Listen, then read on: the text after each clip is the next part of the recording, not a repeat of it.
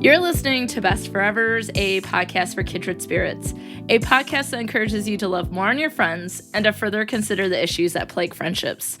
I'm Alysa Lucas, and apparently I'm expected to pay attention to life, even though they announced Veronica Mars Season 4 dropped a whole week early. But here I am, dedicated to talking about all things Veronica Mars, including the 2014 movie, before I dive into those new episodes. So let's do this thing, and welcome my friend, fellow podcaster, and fellow marshmallow, Adri Wilson from Accio Politics. Air horn. Wow, that was quite an entrance. I need to get some doo-doo-doo-doos. Or just air horns, you know.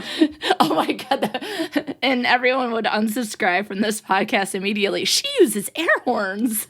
I've never. What is this, 2010?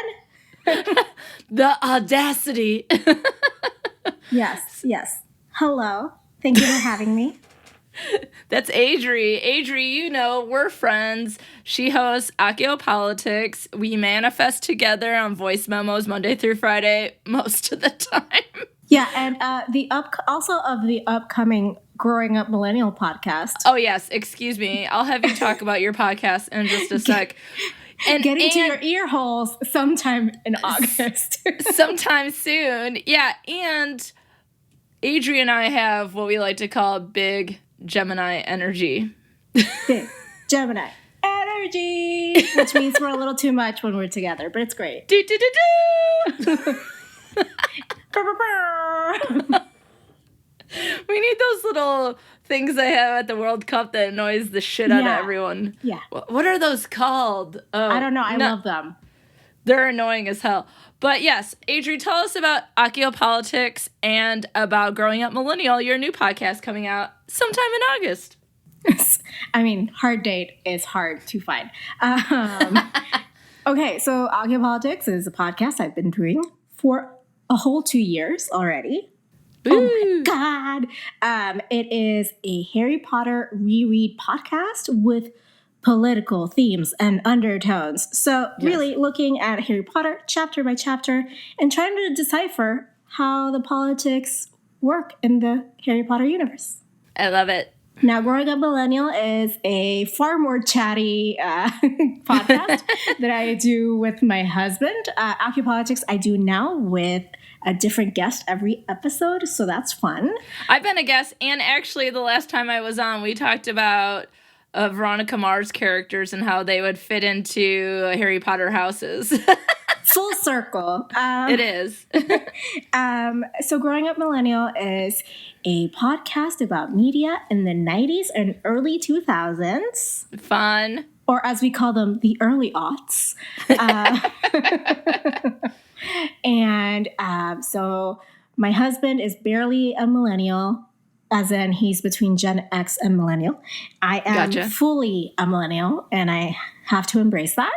And so he has his picks of media that he wants to talk about, and I have my picks, and we trade off every week, and we have guests that come and help us discuss this media and see if it still holds up. And if not, why not? How did you come to Veronica Mars? Did you watch it when it was first run, or did you watch it or binge it later? So when it was first around, I was really interested in watching it, but my parents didn't have cable, so I couldn't. And there wasn't this little thing called streaming that we now enjoy. So I was able to binge watch it much later on. Yeah. I think I was in grad school, and I really enjoyed it. It's so good. And so besides Veronica Mars, because I think we're all watching it because of the amazingness of that character and the life that Kristen Bell breathes into Veronica Mars. Mm-hmm. But who is your favorite Veronica Mars character besides Veronica? But I can't say Veronica. Okay, fine. No, yeah, Veronica's out. Dang it. I think Keith Mars, obviously. Yeah. Who's your daddy? He's just. You're the second person in a row to say Keith. Well, I think it's because you could see that they have like that daddy-daughter relationship that's kind of snarky, and I'm like, yes, I can see that. I have a similar relationship with my dad where we have the same sense of humor and we're quippy with each other. And like my mom is always annoyed at that because it's like having two of the same people with this, not the same people. I'm the same as my mother in terms of personality, but in sense of humor, I'm him. Yeah. So I feel like it's her, like it's kind of like her worst like fears realized in a person. Yeah. Well, I've been talking about all my favorite characters with people, and I've already mentioned Wallace and Weevil, Dick and Logan, and... So, but like a close, like, third favorite would be Logan, I think. Yeah, I love him. I really like the transition that he goes through the entire time that we see him on the show from, you know, the first episode when he's the psychotic, you know, sociopath, obligatory psychotic for high school, you know, everyone's got one. And then seeing him even through the movie and how some things of his reputation stay the same, but how a lot of things have changed for him. Mm-hmm. And I think that is really important in understanding him. I want to give another favorite character and seeing, Keith is also one of them, but I've only talked about dudes so far. So I'm going to throw in a lady, and she is someone that we've talked about a bit over the last couple episodes, especially season 1 and season 2. But one of my favorite characters is Meg, and I think it would have been really neat to see her integrated more into the show because I think she's the one that is true to Veronica the entire time, except for that maybe chilly vacation she takes away from her after Duncan dumps Meg and then Veronica starts dating him again. But Meg is truly the one that I think can challenge Veronica in a way that she respects because this is a person who was always kind to her, even after Lily was murdered, even after Duncan dumped her, even after her friends left her behind and you know, actively rejected her, that Meg was still someone who cared about her and can remind her that she does, in fact, have friends. And so, as someone who loves friendship, I love Meg. I love the kind of person she is, that she is nice to everyone in a genuine way, but at the same time can challenge them to sort of understand themselves better. And so, I'm going to give Meg a major shout out. Shout out to Meg, yes. Shout out to Meg. Now, you know, Veronica Mars, in my opinion, is a fandom. It has a very strong following. You know, every marshmallow is freaking out right now because the season dropped today, July 19th, a whole week early. And I almost want to be like, Adri, I don't know if I can record. I need to go immediately. Recording is canceled. Bye. Bye. This episode is just canceled, and then it'll just be me going, and then they released the episode a week early, and then it's just like me geeking out through 8 episodes of Veronica Mars, as I'm sure everyone would enjoy. But this is also to talk about other people's fandoms, and obviously, as someone who hosts a Harry Potter podcast, and I would say that you're probably going to say Harry Potter is one of your favorite fandoms. Would that be accurate? I mean, I feel like my love for Harry Potter is casual, you know? I wouldn't say number one because, like, it's not like I pour my heart and soul and, like, countless of hours into making a podcast about it. Wait, is this sarcasm? I'm not sarcastic at all. Like, what are you talking about? Do you even know me at this point? Yeah. Of course. So I think, you know, obviously Harry Potter is one of my favorite fandoms. I also enjoy the Whovian fandom a lot. So Doctor Who. The show Doctor Who. I enjoy that a lot as well. Mostly, I think the show keeps it pretty interesting with the changing actors for the Doctor. Mm-hmm. Mm-hmm. And I find that every time, like, it's, you know, the quirks that each actor brings to the show is really interesting, and how the show tackles, like, race and, like, you know, how most sci-fi shows do by showcasing aliens and stuff like that is interesting. And it's, you know, it's a good, like, sometimes it's just a feel-good thing and sometimes it's a deeper thing. So I like how the writers keep it interesting. Mm-hmm. It means it can run for a very long time, and you're always going to get like a different point of view because of a different doctor. And different writers and showrunners. Yeah, and I think that's really interesting. Yeah, so I think those are the main two that I mean, that is not to say that I'm not like into the Veronica Mars fandom, like the Marshmallow fandom, but like I would stop and drop anything for Harry Potter and Doctor Who. Close third, obviously, Veronica Mars. Yes. See, Veronica's in one, like Harry Potter's in my top 5. I would say Veronica Mars is in my top 5, and then Psych is in my top 5. And I have more, but I think it depends on what I'm focused on. Like right now I'm rereading Harry Potter, so I'm like really into it right now. Obviously been watching Veronica Mars and doing a lot dedicated to it and really trying not to reuse GIFs on my Twitter game. Like, you know, I've been in Veronica Mars and the quotes for some time and will be probably for the at least next 2 weeks for sure. So I think that shifts. And then Psych is going to have their second movie come out in December. So I think my fandoms, like there's a strong core, but then they shift depending on where my attention is. And I also think fandoms have a lot to do, and I don't want to sound weird about it, but like I think they also have to do a lot with age. Like Harry Potter, I came to it obviously like I was a teenager still. Doctor Who, I came to it in grad school, so I was like maybe 24, and I was going through like some changes in life, and like it felt like good to me, right? And then Veronica Mars, I was probably between grad school and undergrad. So like those kind of like pivotal moments in your life. And then later on, you can enjoy other things, but maybe not get as much into the fandom. And maybe that's just me. But like something else that I've gotten, you know, into like, I guess a fandom would be like Brooklyn Nine-Nine. Like that is amazing. I love that show. Tell me why. I always think of when Andy Samberg is doing the Backstreet Boys. Sorry. Jake Peralta, yeah. I love him as Jake Peralta.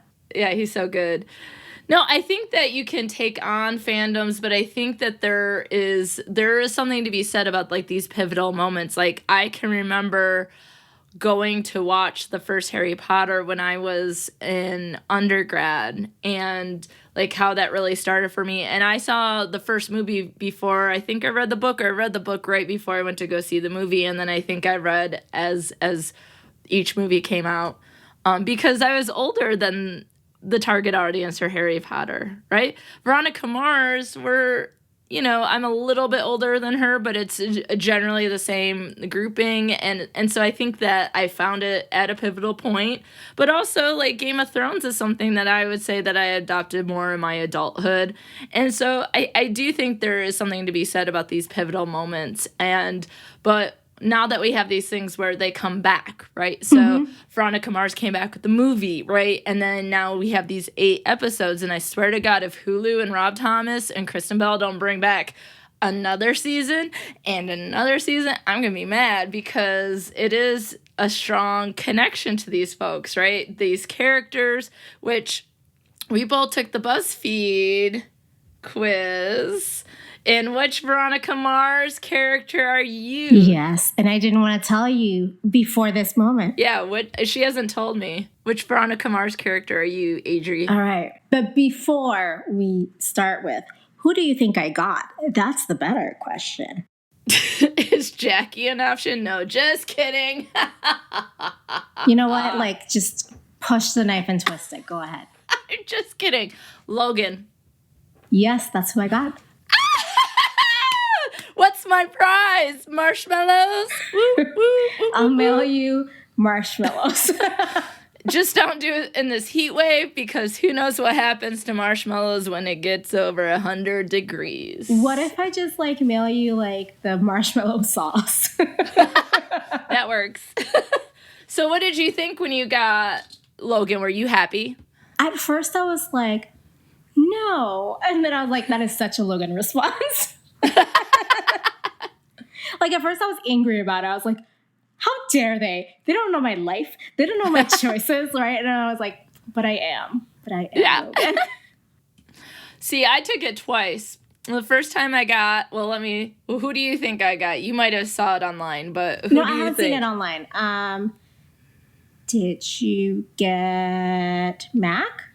Oh my God, are we like NSYNC friends or what? And I don't mean NSYNC like bye bye bye. I mean like, well, maybe we are. Or yeah, but like aligned. I first got Mac and then I took it, and guess who I got the second time? Did you get Logan?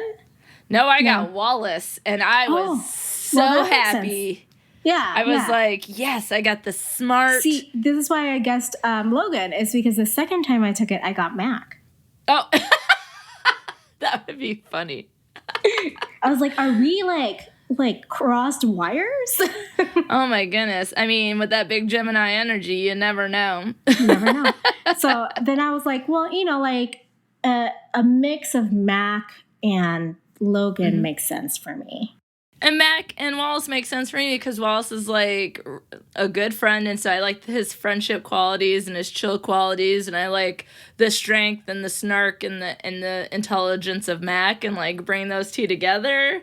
But it's like Mac is snarky, but so is Logan. So like really my defining quality is snark. Snark on snark. Snark squared, baby. Yeah, but I feel like it's more like 75% Logan, 25% Mac. Oh, yeah. Sense? I think I would probably be 60% Wallace, 40% Mac. And then I was just, at first, obviously you're like, but why do I get a dude character? Like... Snark, baby. Snark. But then I was like, it's because, like, deep down in my heart, I wanted to be Veronica, but, like... I'm not. Yeah, I know. I'm same, but I also think that Veronica's, like everyone on here, is damaged or flawed in some way, like most humans are.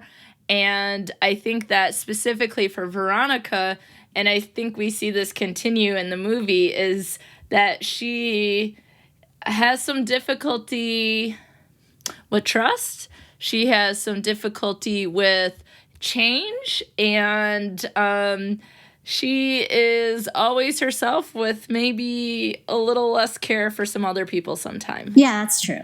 And so before we get into the description of the movie, I thought this would be funny because Adri and I, for at least a year, I would say, have been, we leave each other voice memos almost every Monday through Friday.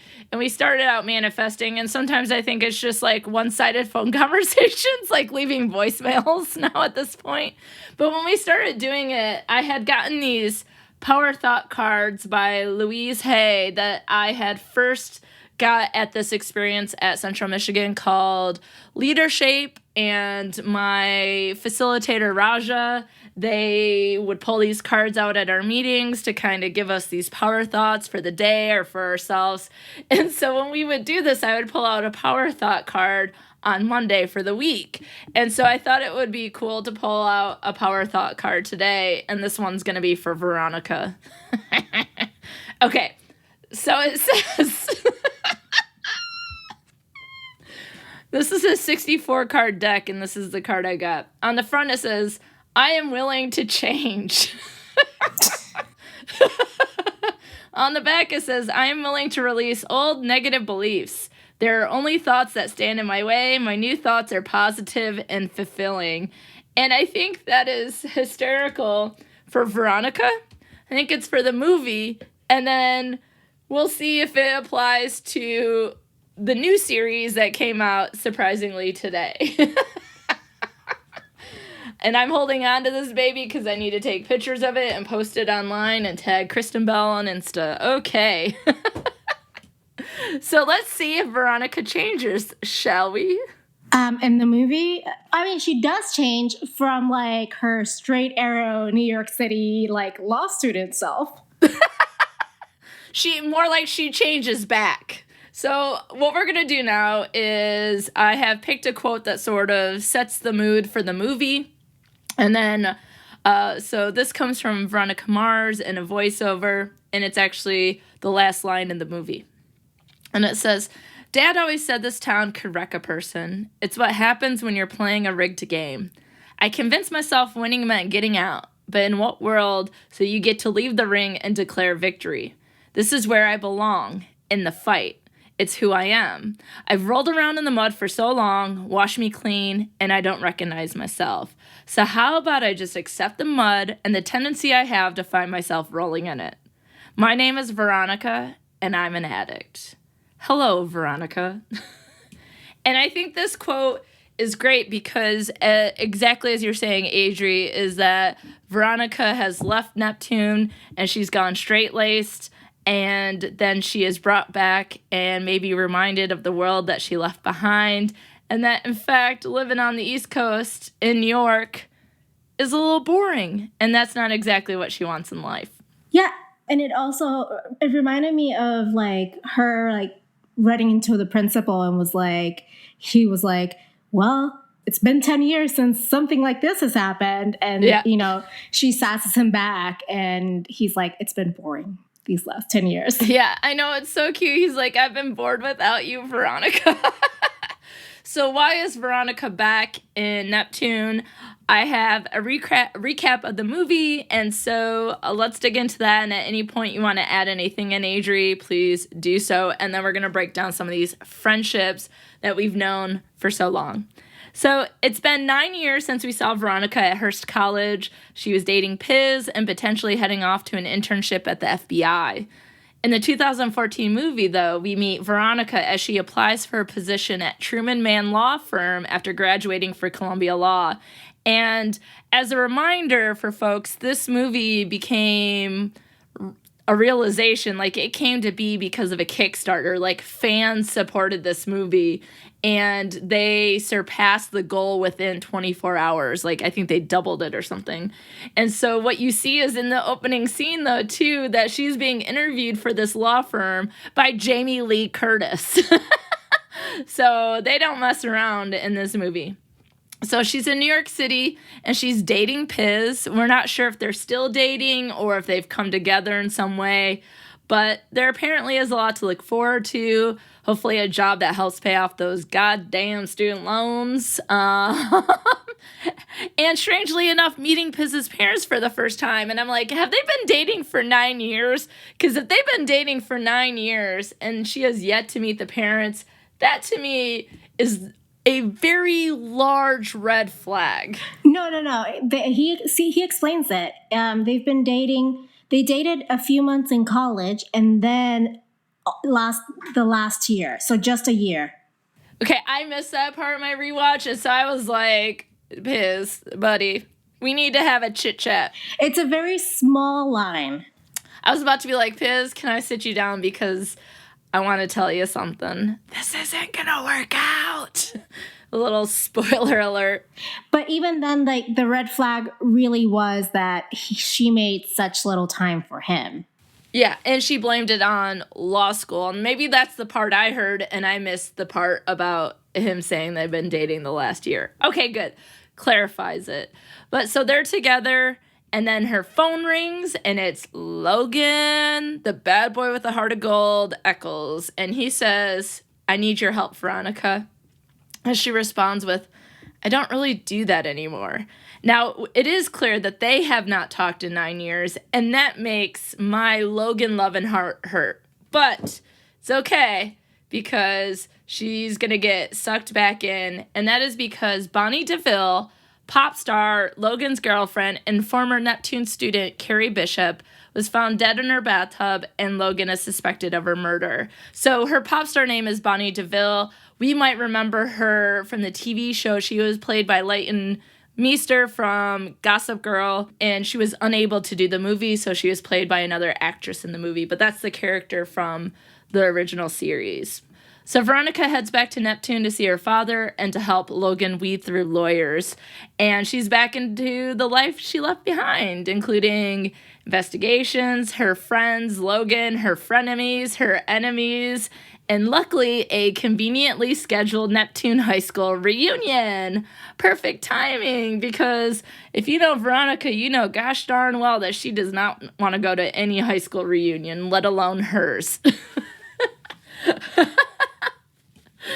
Adri's face is just like, nope. I mean, we just have that in common, I guess. Yeah, and I have a question for you this after the description. We're going to start with high school reunions. Okay, so... So as Veronica works to solve the case of Carrie Bishop's death, she comes across an obsessed fan named Ruby Jetson, another former Neptune student, and discovers that Carrie and many others, including Dick Casablancas, Gia's fiance Luke, we see Luke in the original series, and another student that we don't get to know in the TV series, Stu Cobbler, were on the boat the day Susan Knight died, another Neptune student. And this seems to be the key to Carrie's death, too. So, as Veronica explores the case, she sends flowers to Gia with a bug in it so she can overhear conversations. She believes that Gia and Luke had something to do with Carrie Bishop's death and also Susan Knight's death on a boat one night. So, she has Logan trail Luke, and we find out that he is gay and that Gia is his beard. And so, at this point, we don't think that he is involved in the murder. And so what ends up happening is that when Veronica is recording Gia, she discovers that Gia and Cobb are having an affair. Veronica surprises Gia at home to break down what happened to Carrie, and she tells her everything. After Susan died on the boat, Carrie, Gia, and Luke pushed her over, and Cobb took a photo of them doing it, and so he's owned them for the last 9 years, been blackmailing him and whatnot. Because Cobb had a crush on Gia, she's been sleeping with him as part of the blackmail, and when she tells Veronica he lives across the street so he can keep an eye on her, and he doesn't even allow to doesn't allow her to have curtains, Gia is shot through the window. Veronica hides from Cobb, but then tasers him and runs away. Cobb is caught. He's charged with the murders of Carrie and Gia. Logan is exonerated. And what is Veronica to do? It looks like she's going to stay at Neptune. And so it's a sorry Piz, sorry New York City, sorry Truman Mann law firm. We have a new addition to Neptune. A new old addition. a returner, if you will. So yeah. What did you think of the movie? In terms of thinking about the 3 seasons, did you enjoy the movie when it came out and in your rewatch? I actually did when it came out and during the rewatch because, I mean, I know a lot of the complaints are like, it's too fan servicey, but like, isn't that what we want? Fan service? That's the point. We backed it. I liked it. I think that they had a storyline that fit a movie length. It wrapped around with the reunion, so you're able to bring everyone back in different ways. You had the connections with Leo, with Dick Casablancas. You had Gia there. You had Mac and Wallace and Veronica had time together. They flew out Piz so he could be a part of it. Logan's the heart of the story because he's the one that's suspected of the murder. And then Keith is in Neptune. So you have all the classics. And let's be real, that card I read at the beginning, we laughed because Veronica doesn't need to change. Where she needs to be is where she thrives, and where she thrives is investigating in Neptune. So she is back exactly where she needed to be. And my favorite quote in the movie, which leads us into friendship concerns from the movie, she says to Wallace and Mac, you know what else says a lot about a guy? His choice of friends. And that is a great quote. So let's go ahead and dive into discussing Friends. And I think with the high school reunion, it only makes sense to start there. So what do you think, Adri? Do we need high school reunions? I mean, we have Facebook. Why do we need them? Precisely. I see everything online. What else do we have to talk about? I will say I only went to one high school reunion. I went to my 5th. Nice. And 5th year high school reunion, and I went with my ex-boyfriend. And everyone there hadn't brought anyone else, so they were like, oh, look, like, she actually found someone who likes her, whatever. I was also, like, super skinny, and I wasn't skinny in high school, so I was, like, a size 6. And I was like, check me out. Screw you, I'll lose. Screw you. See, I'm hot, whatever. And then at the end of the night, so like high school was fairly traumatic for me. In a different way than Veronica. I got like consistently sexually harassed by a classmate, and no one did anything to stop that, especially teachers or principals. Oh, that's awful. Jesus. Yeah, so that ended up being like an entire semester. And like, so, people played as boys being boys. Ugh, no, gross. So my mom took it upon herself to like figure out a way to make this stop. And she worked at another school, and the public school guard, like the officer, told her, you could probably go to the cops with this, and they'll like assign a juvenile like cop unit to this, and like it'll kind of be like this thing where you can have a record of having actually done something, because the private school wasn't keeping records of that. Yeah. So we did that, and like, I mean, I didn't go to court or anything like that, because I basically dropped the charges as long as he would leave me alone. So it was more of like, if you don't leave her alone, we will, you'll be kind of like taken to court and all these other things, and you could end up in juvie and all these things. And the way he told the story, when we came back in January from school, this ended up in December. We came back in January. He had told everyone that I had sued him, and that I was like overreacting, and like I was gross anyway. Why would he like sexually harass me? Like the usual. So like my high school experience was very traumatic for me.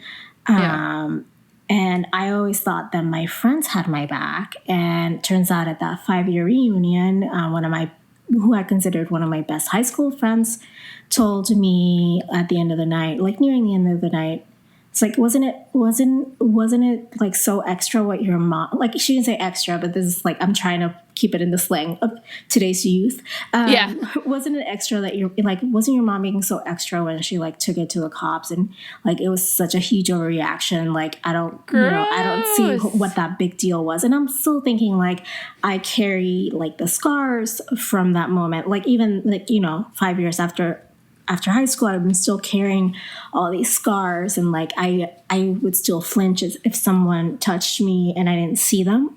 And sometimes I still do. Like it's something that I'm working through in therapy, among other things. But people don't look at the like long-term consequences. They think that it was just like those few months, but like I carry the consequences of those few months forever in my body, because as my therapist says, the body remembers, so like I tense up anytime like someone tries to get too close to me. And I can't see them physically. Like it's different if I can see you and you're my friend. So my body's always in fight or flight mode. Anyway, very long story, but all that to say, I hate high school reunions. I was having a good time until my friend said that, and I realized she wasn't my friend at all. Now, see, it's horrible to hear those things, and it's like just the way people describe things. It's like the first thing we need to realize is that when people describe things like that guy, he's like lying, but then he's also just being gross. And then people they lack empathy. So it's like, wasn't that extra? And it's like so why did I pay to come to this reunion to have this conversation with someone when I'm trying to get beyond that anyway? And the way I feel is like, we do have Facebook. So like when my mom goes to high school reunion, she might find some people on Facebook, but that's not something that is inherent to that generation. And so she's gone to all these high school reunions and made these connections, and they have like monthly lunches. And I think that's awesome for continued connection and continued relationships, and maybe not even thinking about the relationships they had in high school. The only thing they have in common is that they went to the same high school. They might not even remember how they knew each other, but the point is they know each other now, right? And I think for me, high school reunions, I have never been to any of them. And part of the reason is the first major one, the 10-year one, I was out of the country, so I couldn't go. And I was kind of like, well, who am I going to see there? People I already see on Facebook. But I also remained friends with the people that I'm friends with from high school. So I was like, but thinking back, there are some people it'd be kind of cool to catch up with, people who aren't on Facebook or who doing lots of interesting things that you don't know about. But for me, I do think that high school reunions have sort of died off a bit. I don't think they're as big of a function as they used to be. And I think they bring up a lot of bad experiences for people. Like, that's when Veronica had to face Madison Sinclair, who's been, and is not even a frenemy, is an enemy, and has been since day one. She does awful things to Veronica. She's the one that knows that Veronica's drink is roofied because it was hers, and she gives it to her. Or does she do the sweet tooth thing where she like spits in her drink and gives it to her?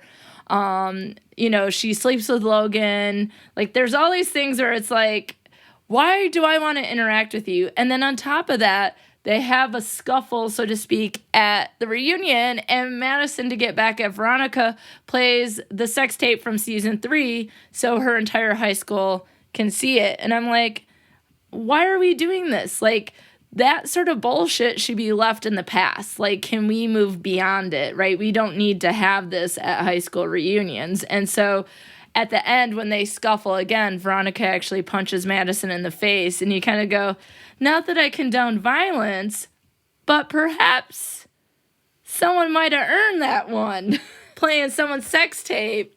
And Veronica had no knowledge that that was being recorded, right? So it was basically an intimate moment with Piz that she didn't know about, that was recorded for other reasons and then leaked. And then for this girl to take it and then use it in a malicious way is absolutely awful. Well, and I'd like to also reiterate from my earlier point, when we think about high school reunions, people think about high school graduating class that is in the hundreds, if not thousands. Yeah. My graduating class was 30. Ah, good God. So I'm already Facebook friends with those people who I want to know how their life is doing. Other people can just suck it, seriously. Well, and also some people, sometimes high school reunion is kind of showing off that if you've had a glow up or whatever the case is, and especially people have gone through traumas and you come back and you're like, I made it despite all of you people, but, we do also make friends in high school. And so I guess the highlight of the high school reunion for me was that Piz and Mac and Wallace and Veronica all got to be there together, even though Piz didn't go to high school with them. But the three of them got to be friends. At the after party, they're all dancing together, all goofy. And those are the memories that they're going to hold on to. Sitting on the porch drinking beer, dancing at the after party after getting in a fist fight over the sex tape at their high school reunion. And so if anything, the reunion might have formed some even stronger bonds for Wallace, Mac, and Veronica. But that, I think, is an important question for this movie as well. What do you think time does to friendships? Thinking about the friends that we make through K through 12, and then you don't see people for 9 or 10 years. What do you think that does to friendships, that time and distance? I think when you have a good connection with someone, time doesn't affect it that much as long as there is patience and understanding. Because you can be friends with someone in high school and not see each other or talk to each other a lot afterwards because life gets in the way. But if both parties are understanding of each other's situations and work as much as they can on the relationship, because it's still a relationship at the end of the day, you can kind of pick up where you left off. Yeah. But if you're always why don't you call me? And the needier party in the friendship, and people have different stages in life, and you're not understanding of that, then it could potentially ruin it. Yeah. I have a friend that I made in second grade, and whenever, we might not see each other very often. We're both on Facebook. We sometimes text, not very frequently, but when we do get together, it's just time has never mattered. We were bonded together when I spilled chocolate milk on her in second grade. She still wanted to be my friend nonetheless. But it's probably because there's no resentment on both your ends. Yeah. it just is something that's always carried with us, that we've always just been able to pick up and be friends. But I think there's other types of friendships where you do have to put in more work if you want to continue on past that time. So, for example, for thinking about this movie, what we can gather is that Wallace and Veronica text and talk to each other because he, like, texts her. He's like, go Pirates, you know, something like that. He's, like, trying to get her to go to the reunion. It's not as clear how much Mac and Veronica are talking, but they seem to still be really good friends because when we get there, Veronica has been in New York. She's been at a law school, and Wallace works at Neptune High School.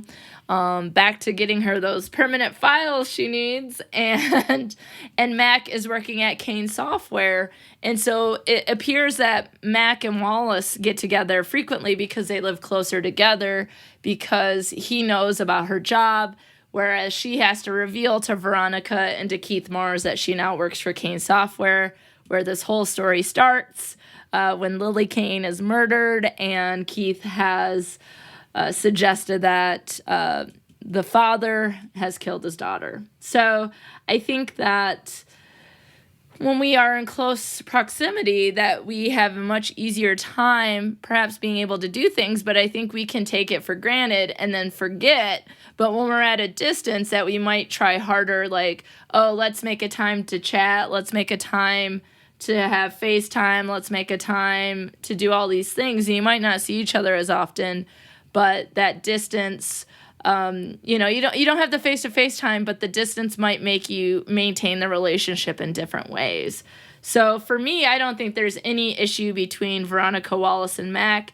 They seem to be able to pick up right where they left off and, be able to have conversations about Veronica dating Piz and being back in Logan's life to help him with this murder trial. And they, of course, remind Veronica that, Piz has never been accused of murder, whereas Logan, that's happened at least twice that we can think of. There might be more.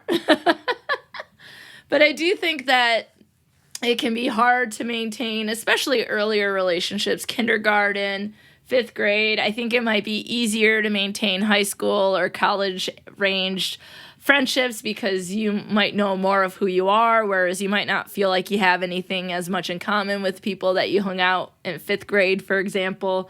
But I think what's interesting is that you can always come back and make those connections later. And something like a high school reunion or some sort of event in the town that you grew up in and you go back gives you the opportunity to reconnect or to make new connections with people that you've known but never had a connection with before. And, life changes, our relationships change. People we hated in 6th grade might be people who are cool when we're 35. I don't know. But certainly I think we see that Veronica's been away for 9 years. And I think that is, it makes me wonder what her life has been like. So what do you think her life has looked like the last 9 years with Piz in law school? I mean, Piz was only there like the last year of law school, right? Yeah, so what does she do for 8 years on her own? I think she tried to leave her quote-unquote past behind her and just tried to be the person she thought she would have been if Lily hadn't died. Yeah. She tried to give herself a quote-unquote normal life. And so maybe she just threw herself into schooling, and I can't imagine her not having an itch to investigate in 8 years or 9 years. Like, that to me surprises me, and I don't feel like she lost any of Veronica, because like even in her clothing and stuff like that, I still feel like she has that vibe. But like when she gets back to Neptune and she pulls out her old clothes and she's got her bag with the studded shoulder that I love so much and her accessories, like her taser and her camera, it's like she's normal again for her. Like it's like she's been trying to suppress who she actually is for the last 8 years. And although she's a very flawed person, suppressing who you are, it can't be good. No, it's not good. And like, then when you let that out, it can sometimes be like there's an explosive effect, right? Like where you maybe do more risky things than you would have normally done as that person that you're trying to suppress. I just feel like she might have stayed away from Neptune because she knew that she would go back into investigating and she would go back to Logan, and she felt like that was wrong, and that maybe through the movie she discovers that maybe it's wrong, but it's what's right for her. Well, and like this idea of right and wrong is also so subjective. Like you say, like what is wrong for someone else is right for her. Yeah. And like Piz is that person that should be right for most people. He doesn't have drama. He's a nice guy. He's respectful. He's always known what he wants to do, so he's very sort of goal-oriented and being in radio and doing all these things. But for Veronica, it's just not, unfortunately, it's not Logan. And I love the actor. He's so funny. Kristen Bell posted on her Instagram, so are you Team Logan or Team Piz? And the actor who plays Piz is like, are you trying to get me murdered? It's like, it's Team Logan. But I also love when the movie came out, all these Team Guy shirts came out, right? So there's Team Leo, there's Team Piz, there's Team Logan, and then, of course, there's a Team Dick shirt, even though Veronica and Dick never dated, but it's just more, like, funny because it's Dick Casablancas. And I had a Team Logan shirt. My friend Tierney had Team Leo. My friend Leslie, who I went to the movie with, who did episode 1 with me, or season 1 episode, she had Team Logan. And I don't know if I saw a Team Piz shirt, but I think it was at San Diego Comic-Con or some sort of presser that the Jason Dohring, who plays Logan, was wearing a Team Piz shirt, and the actor who was playing Piz had a Team Logan shirt on, and I thought that was real cute. That's super cute. Yeah. Actually, Dick has one of my favorite quotes of this movie, which is when he opens the door to Veronica and he goes, I specifically asked the agency for a eager to please brunette. What's so hard about that? Well, I just love it because he turns and goes, hey, Logan, that girl who's always following you around is here. Yes, also. So, like, that moment was amazing to me. Yeah, it made me wish I had a Team Dick shirt. But, of course, that's not necessarily something that you can walk around wearing because people who have not seen Veronica Mars are going to be like, excuse me? And you're going to get a lot of head turns. You might get a lot of interested parties. You might get some cat calls, right? Yeah, you might be correct in that assumption. Yeah, I think so. So, okay, here's the thing. When season 3 ended, she was dating Piz. And they tried, and I think it was fairly reasonable to say that Veronica and Logan were friendly with each other. So, this being a friendship podcast, do you think it was possible for Veronica to go to Neptune and help a friend and it not turn romantic? Do you think that was even a possibility for her? Any friend that wasn't Logan, yes. So if it was Wallace, if it was Mac, even if it was Dick, I think she would still go back for Dick, even, just because I think, like, there's something about him where when bad things truly happen to him, I think people want to help him because he can show that he's vulnerable and things like that. And maybe acting out his trauma through being the guy who has all sorts of, like, porn and stuff. And I love the part where James Franco has all these videos that are online because they have this iPad they gave out at the MTV Music Awards that's like secretly recording all these celebrities, and it recorded this footage between Bonnie DeVille and Logan Echolls, but then you also see these videos with James Franco, and Dick is like, have you seen that video? It's hilarious. And she's like, no. And she goes to the computer. He goes, oh, I have it bookmarked right here. Like, he's just someone, he's got porn ready. He's got hilarious videos ready. I bet his meme/GIF game is on fire. And that's probably what he does, is just send all those things. That's like his love language, right? He sends memes and GIFs. And okay, I don't think Veronica could have come to Neptune and been anything of a friend to Logan, that it come off as a front, but let's be honest, she, I think, had to stay away all this time because Logan is where she probably belongs, her and him together. And it's like she knows that. And so that, I think, was a given. It was kind of like, Piz, you're going to let her go to Neptune? Well, that was nice knowing you, brother. He's not letting her do anything. She's a strong, independent woman. Well, you know what I mean. Yes, she's Veronica. But let's be real. When it comes to relationships, I don't think she's as strong and as independent as she would like to be. And I think that's precisely why she stayed away for 9 years. But I know exactly what you mean. And I apologize if it came across as if Piz had to give permission for anything, because I don't think Piz would do that nonetheless. But yeah, no. Boyfriends, husbands, wives, girlfriends, spouses, they're all partners. Let's put it that way. Yeah. Equal footing, baby. Equal footing. But I do think the one friendship that you knew was going to still be together, and that is Logan and Dick. So what do you think of Logan and Dick in this movie together? I think they're like that idea of like friendship soulmates, you know? Kindred spirits! Yeah, kindred spirits. Just like Wallace and Veronica.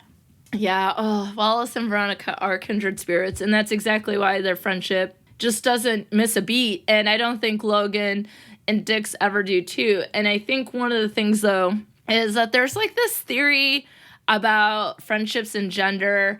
And when I say theory, I know that sounds academic, but I think this is just like a pop culture sort of fun thought, and it'd be interesting to think to see what people think. And I'll have to do some research to see if there is any academic research that supports this. But there's a theory that says that men are more likely to be friends with people that they can see face to face. So that's why if you live in the town you grew up in, people are guys might have friends since kindergarten, and girls might not have that, right? Girls' friendships might change because of different things going on. The other factor might be that the way boys and men learn how to manage conflict might allow them to have these friendships for a very long time. But when men move away from each other, they're less likely to maintain those friendships, whereas women are more likely to maintain friendships away or nearby. And so I also think because Dick and Logan live in the same place, that if they always live in the same city, they will always be best friends. Oh, yeah. And I just wonder what would happen if one of them moved away from Neptune. Now, I don't think Logan's going away. I mean, I haven't seen season 4 yet. But I think that it would be harder for them to be friends if they don't see each other. And I think part of the theory is, well, let me ask you this. Why do you think men might be more likely to maintain friendships in close geographic distance, but maybe not at a greater distance? Well, the way that men are socialized is to communicate through like physical means, like playing basketball or like all these physical activities. And women are socialized, and I'm not saying like this is innate to gender, right? Yeah. But women are socialized to be more communicative, to talk more about feelings, and to provide emotional support, which can still be done at a distance, whereas physical activity cannot. Yeah, you're exactly right. Ding, ding, ding, ding. Show her what she's won. A marshmallow. You send me marshmallows, I'll send them right back to you. I think we've just negated the marshmallow effect. No, and then we'll just send them back to each other when each of us does something nice. Okay. So in 50 years from now, we're still sending the same package of marshmallows back. Oh, God. I bet they'll still be pristine.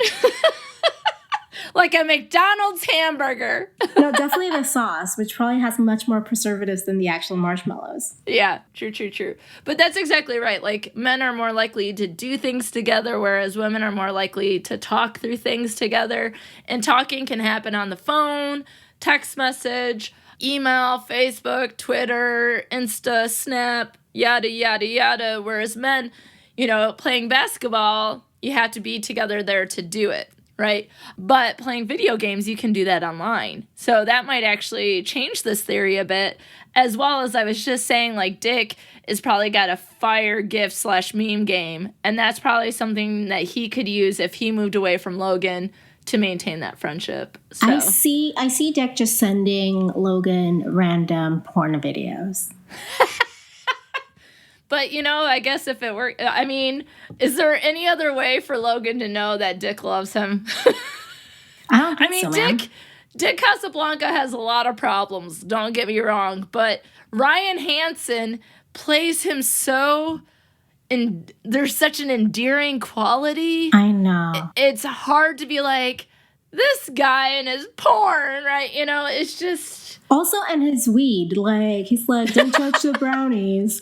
And the lawyer's like, I wouldn't be close to narcotics if I were you. You're like accused of murder. Yeah.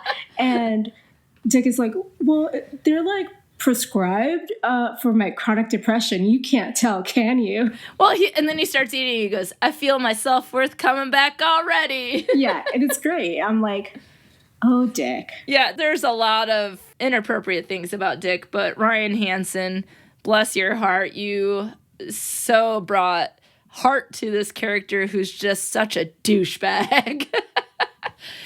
One of my other favorite characters is Weevil. Mm-hmm. So I love Eli Navarro, and we discover it's not in the description of the movie that I gave, but in this, he's at the reunion. So Veronica sees him there. He's married. Oh my God, I just said that, and then it shocked me. He's married. He has a 3-year-old little girl. He hasn't been on his bike since the day the little girl was born. And then on his way home from the reunion, there are some PCHers that are harassing, of all people, Celeste Kane, Lily's mother. Her car is stopped, and they're circling her on their bikes. Weevil gets out. He tries to help her. She, thinking that he's one of the bikers, shoots him through the window, and he goes to the hospital. At the end of the movie, what we see is this. Him talking to Veronica about his case, because she's staying in Neptune, and he goes out, and the PCHers are outside the investigation, the Mars investigations, and he gets back on his bike. And so I was like, oh no, this one event made Weevil go back to his gang. And so first off, I was a little disappointed. It feels like for 9 years that Veronica didn't have any contact with Weevil. And is that, I was disappointed. Is that surprising to you that she hadn't been interacting with Weevil at all? That is surprising, but also in a way, I guess it's not surprising because I think their relationship was built more around her work, if that makes sense, which is a different level of connection than just a real, quote unquote, friendship. But I am not surprised he went back to the gang, which is what I actually want to talk about. Because when you have a corrupt system that doesn't work, you're going to need as much support to live within this corrupt system. Yeah. So you have definitely the cops are still corrupt, even more so. For sure. Now. Yeah. So when you have someone that's planting a gun on you and you used to be a part of a gang, you're just going to try to revert back to where you felt safest, right? Mm-hmm. And that was being the head of the gang, because now he has a family to think of, and he's thinking next time what's going to be am I going to die, and I'm not going to have the protection of these people that I know and that used to respect me, and maybe I could do this more responsibly. I could be a better leader than the one they currently have, all these other things. So a community is usually very important in someone's self-worth and development in society. And this is the only community that has a social contract of having each other's backs in a way, in a life or death way, right? Mm-hmm. And so when his life is threatened that way, then he reverts back to that. Yeah, that makes a lot of sense. Meredith and I talked about that in the season 2 episode, because in that part, he is stripped from the gang and he has almost lost his, it's like he's lost his identity. He's lost his family because the other bikers were not only friends, they were family. Mm-hmm. And so much like Veronica coming back to Neptune where she needed to be and what feels right for her, I think he's back to where it feels right for him. But I think your point of that Neptune, since Keith Mars has been removed from office as a sheriff when Lily was murdered, that with under Don and now Dan Lamb, his brother, it's been corrupt and it's getting worse and worse. And I think we'll see in season 4 that it's probably still horrible.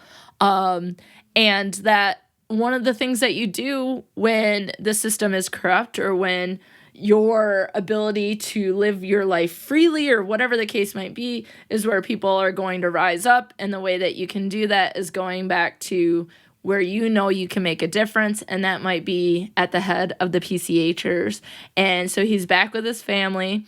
And by family, I mean the gang. I mean, he has his family as well, but I think those are all encompassed in the PCHers. And I think you're exactly right, because as I talked about with Leslie in the season 1 episode, that Veronica's relationships are based on transactions. And I think Weevil and Veronica are very similar. Mm-hmm. And I think that's why their relationship thrives, because they're able to help each other out.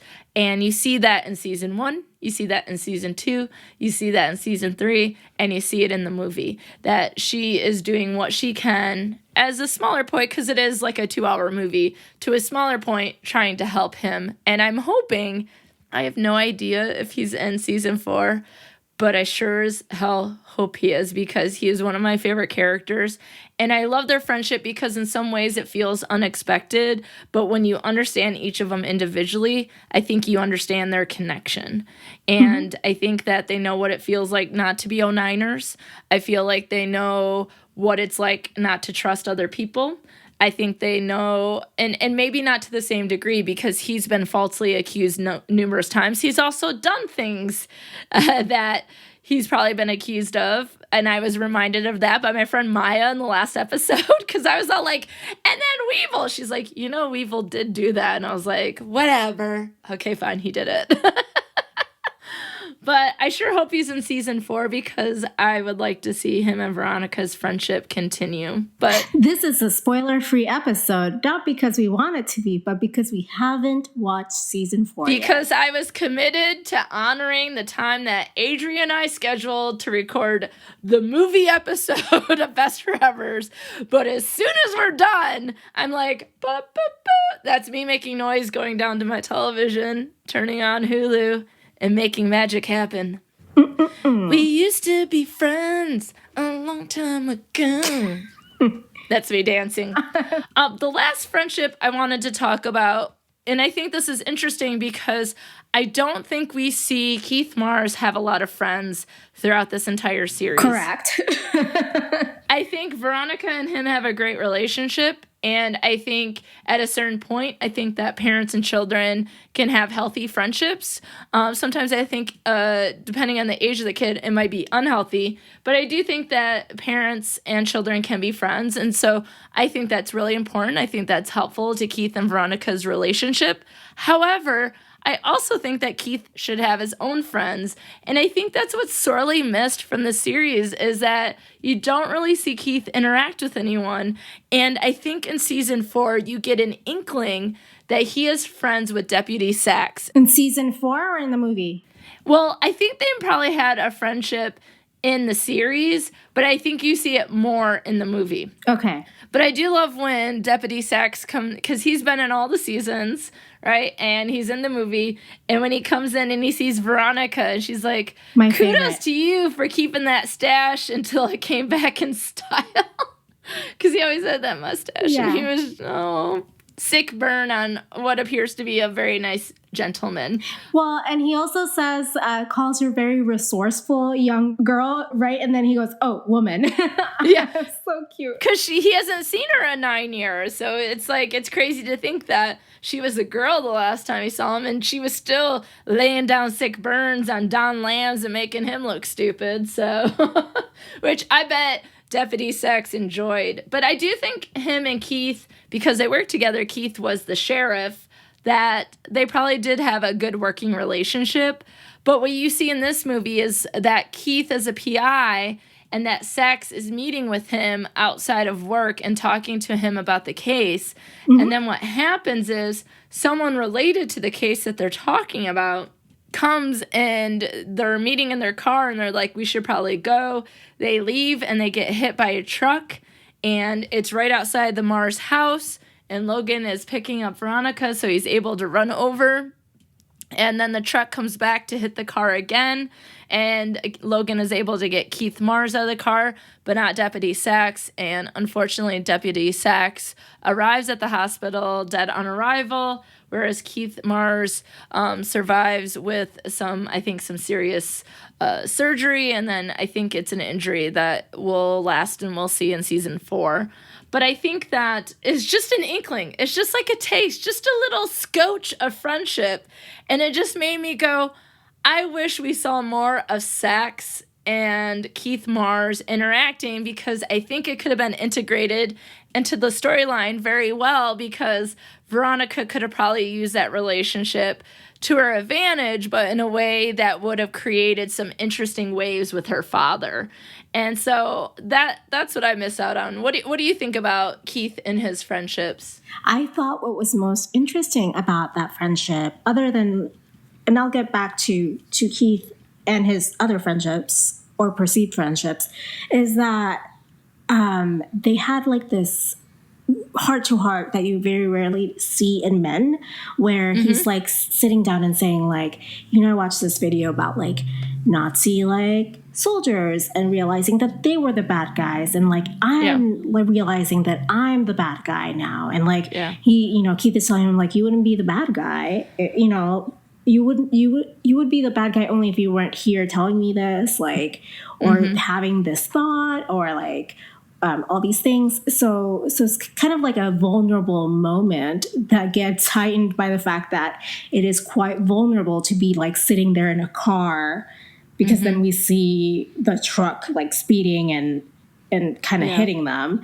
So I think we need more portrayals of vulnerable male friendships on television. I think we get a scotch of it with Dick and Logan, maybe more in season 3, as Dick is trying to cope with the loss of his brother, Beaver, who blew up the bus, and wondering how he might have contributed to how Beaver viewed the world and came to the solution of blowing up the school bus with his classmates in it.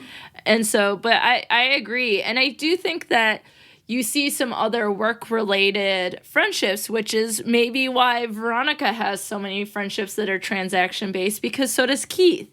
Because Keith has that connection with the lawyer, Cliff, and then the other PI, you see him interacting with Vinny. So I think that any friendships in the Mars house come down to transactions, and that's where their trust lies. And so I think in season 4, with them working together for Mars investigation, might be really interesting for their own parent-child friendship, but what other working relationships they have, and if Keith has made any other friends. Because we do see him dating, but we don't see him with friends. And to me, that just goes to show, if we're concentrating on his romantic relationships, that again, in our society, we see romantic as the priority, as the number one focus, the way it's supposed to be. And the thing about it is, he might date, he might remarry, but it's still useful for people to have friendships, whether or not they're married, whether or not they're in a romantic relationship. I feel like the focus on like men having romantic relationships is often to ensure that the emotional labor is being done by the woman, because men don't use each other to like do emotional labor or provide emotional support to other men. Yeah. So this idea that Keith could lean on Keith, or any like male character for that matter, lean on another person who happens to be male for emotional support is somehow like impossible to fathom. I think we've become more accepting of that notion quite recently, but I don't think we're quite there yet.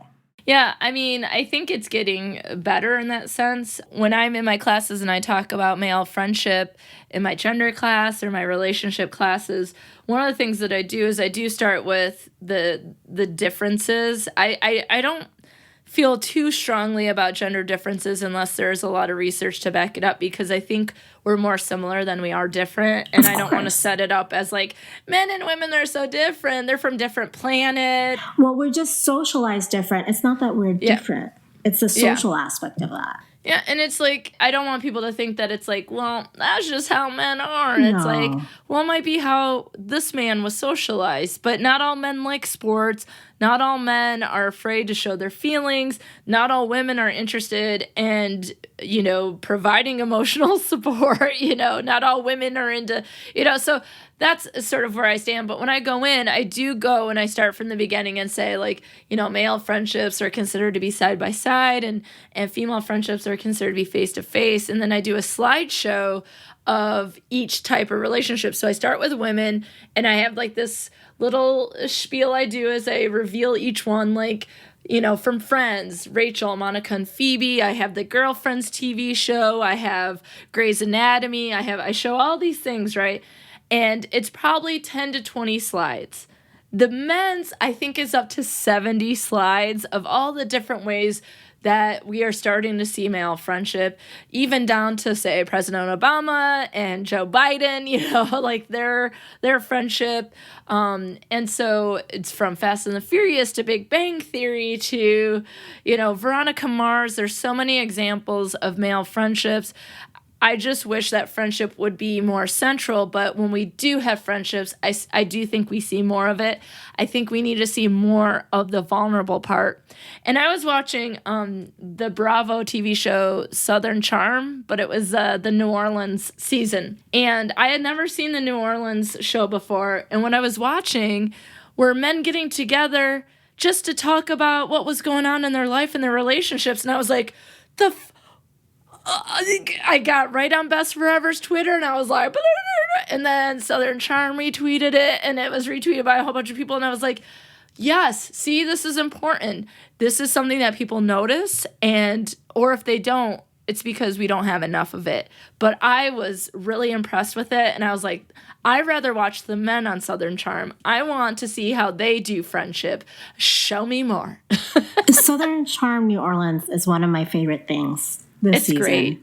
I haven't watched all of it, but I was really impressed with what I did see. So did you watch season 2 or season 1? I think it was the first episode of season 2. And then I was like, oh, I thought it had just started. I thought it was, and I just had missed it. So it'll be something I go back and watch fully. And I'm going to show in my classes, because I'm like, the men in there, I was just like, I was so impressed. And that they gave time to it on the show. And that, because usually I think on reality shows that they show the women, I think they show men and women, but I think they show the men's friendship less.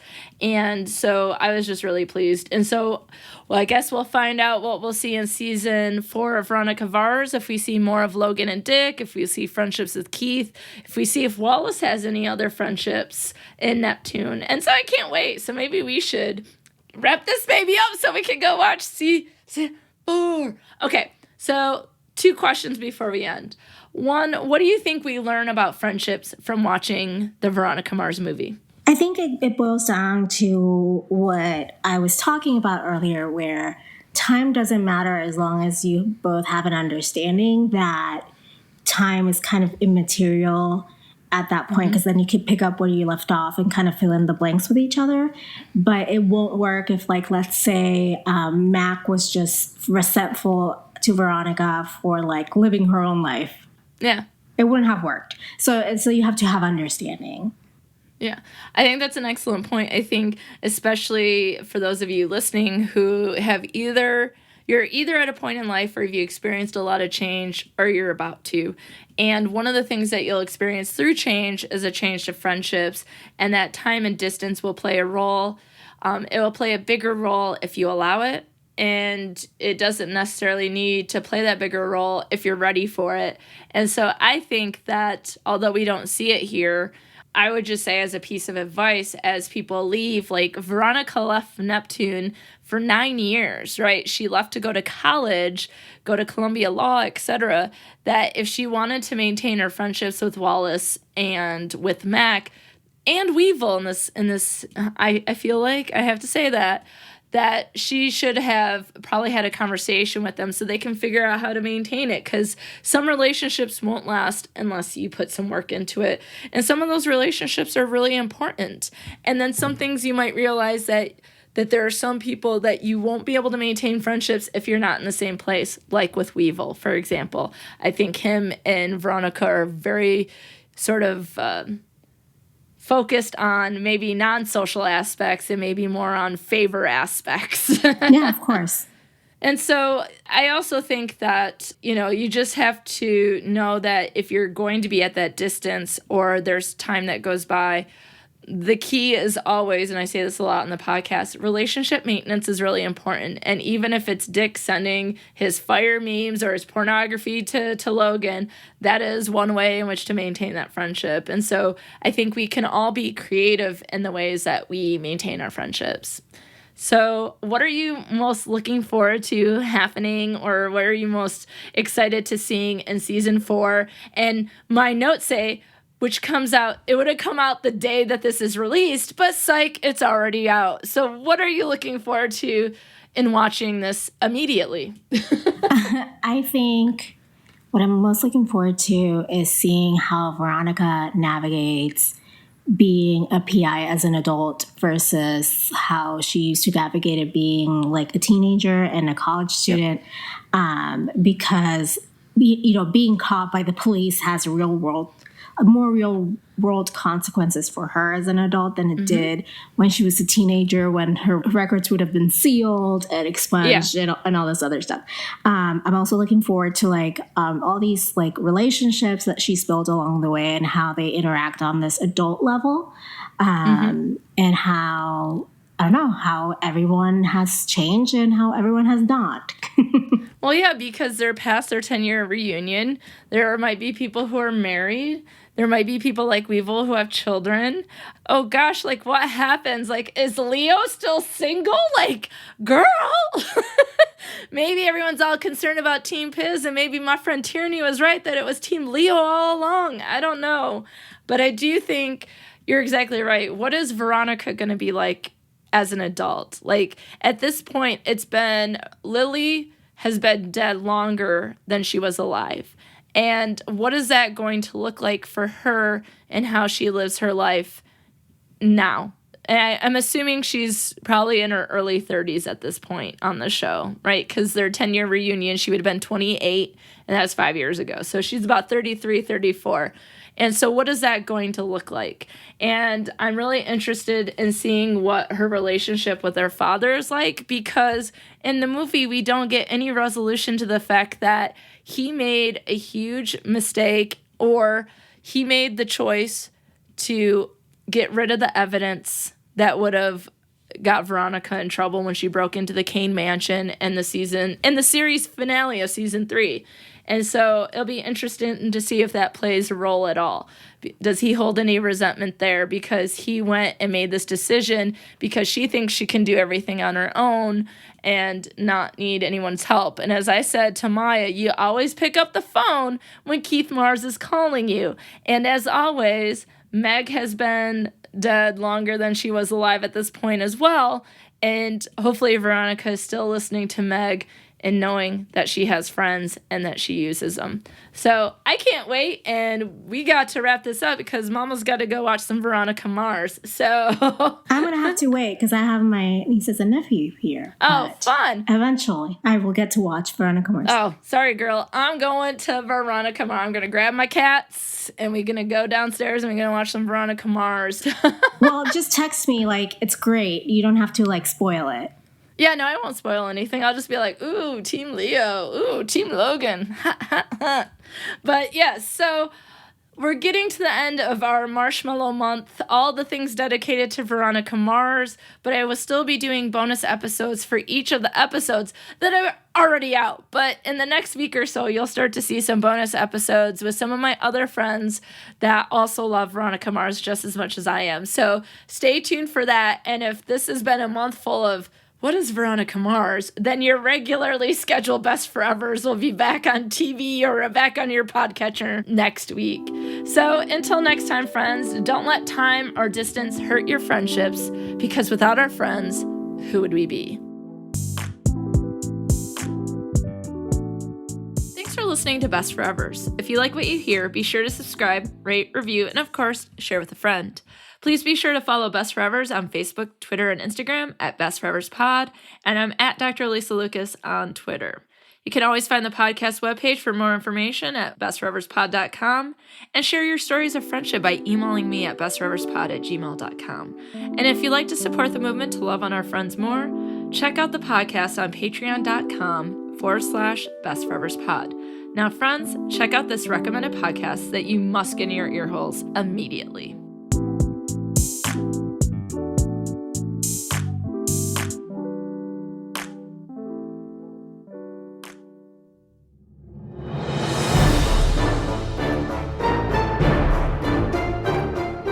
Hello friends, we are the Ladies of Strange. I'm Ashley. I'm Tiffany. And I'm Rebecca. Have you ever wondered if Jenny's head really did fall off when they removed the green ribbon? Or if aliens are hiding in the tails of comets waiting to take us away? Or if there's any scientific basis to the Ouija board? Well, then don't risk your search history and join us each Thursday as we discuss the history, mystery, and theory of all things questionable, odd, and eerie. New episodes are released every Thursday. You can find us on Apple Podcasts, Stitcher, Spotify, or wherever you listen to podcasts. More information about the show, including show notes and links to our social media, can be found on our website, theladiesofstrange.com. Keep it strange, lovelies.